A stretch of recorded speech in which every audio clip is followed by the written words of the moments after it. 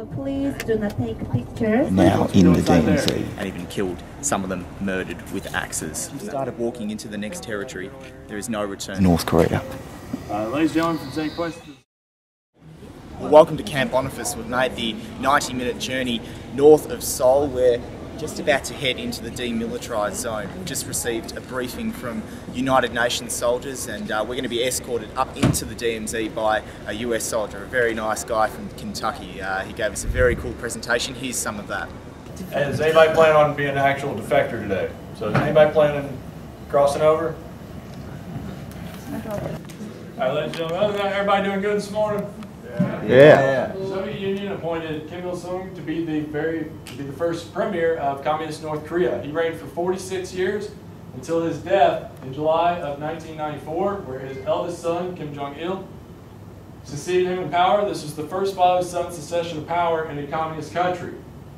He reigned for approximately 17 years until his death in December of 2011, where his youngest son, Kim Jong-un, succeeded him in power. This was the second father-son succession of power in this communist country and marked the third generation of Kim family rule over communist North Korea. Due to the provisions of the armistice, all commanders were ordered to pull their troops back 2 kilometers from the last point of hostile contact, thus creating a 4-kilometer wide, 241-kilometer long demilitarized zone. Note the relationship of Seoul to the military demarcation line, around 40 kilometers. Right now you're at Camp Boniface. You're currently 400 meters from the southern boundary of the Demilitarized Zone and raised lower this extremely large North Korean flag. The flag itself is 31 meters long and is one of the largest flags in the world. This is the second of 2 towers to stand in Gyeongdong. Taesongdong, in 1981, the South Korea donated this flag and flagpole to Taesongdong, and it stood just a little bit taller than the flagpole that stood at Gyeongdong. So North Korea quickly responded by building an even bigger flag. This is the JSA Visitor Centre where we received the briefing. We came up on the tour on these buses over here, the corridor buses, but because we're heading into the Demilitarized Zone, we now have to jump on board these blue buses over here. And they're going to take us into the couple of kilometre area that is called the Demilitarized Zone, the border between North Korea and South Korea. So good luck to us all.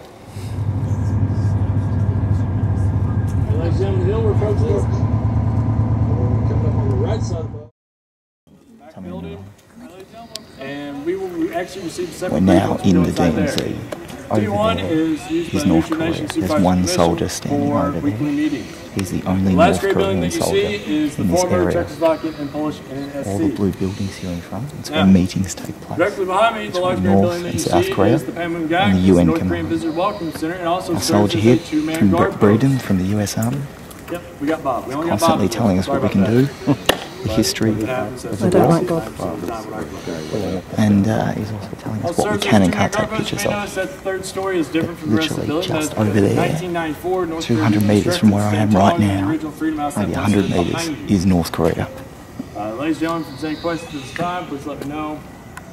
So our soldiers just told us that they're actually running facial recognition software on us as we stand here. So they're possibly cross-checking me. Isabel behind the camera, Rachel there as well. They're checking this. Could we be a threat?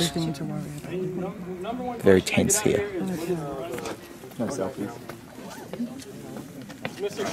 I'm in the MacBook room now, which is basically just between North Korea and South Korea. I'm standing next to a soldier. If I go within 6 inches of him, touch him, or try to move him, or go past him, he'll stop me. So I'm not going to go any further than this and probably just stand here just like him.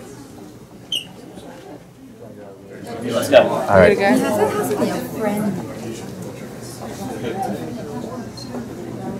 And beyond that door is North Korea.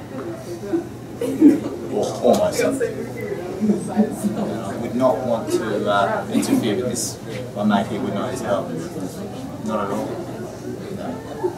So we've made it to checkpoint 3. We're high up now, and we get a really good vantage point down into North Korea. You can see a guard tower there. That is a North Korean guard tower. Below it, it's the bridge of no return. So POW soldiers are coming from South Korea into North Korea, and from North Korea into South Korea were exchanged. They had to line up in single file along that bridge, exchange over. Once you started walking into the next territory, there is no return. That's why they call it the bridge of no return.